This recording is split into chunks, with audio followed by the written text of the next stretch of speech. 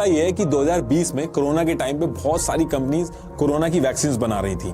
हालत पूरे देश में खराब थी। गवर्नमेंट के सामने जो चैलेंजेस थे वो भी न्यूज में दिखाए जा रहे थे। जून 2020 को शिवेंद्र सिंह की वाइफ अदिति सिंह के मोबाइल पे एक लड़की का कॉल जाता है और वो कहती है कि लॉ सेक्रेटरी अनूप कुमार आपसे बात करना चाहते हैं। और जब अनूप कुमार से बात होती है तो वो कहता है कि वो पीएमओ से बोल रहा है, यानी प्राइम मिनिस्टर ऑफिस से बोल रहा है।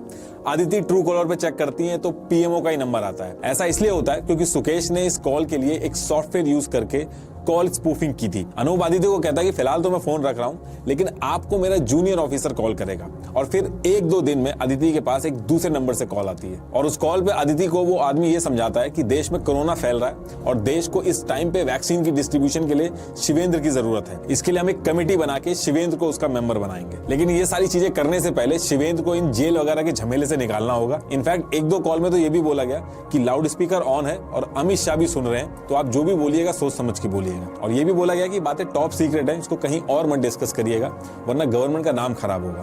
फिर 1-2 कॉल और होती हैं और उसके बाद अदिति को बोला जाता है कि हम काम तो आपका करवा देंगे, लेकिन आपको पार्टी फंड के अंदर डोनेट करना होगा। सबसे पहले पार्टी फंड के नाम पे 20 करोड़ डलवा लेते हैं और फिर अगले 9 महीने में लगभग 35 ट्रांजैक्शंस होती हैं। इसमें टोटल 200 करोड़ रुपए सुकेश अदिति से निकलवा लेता है।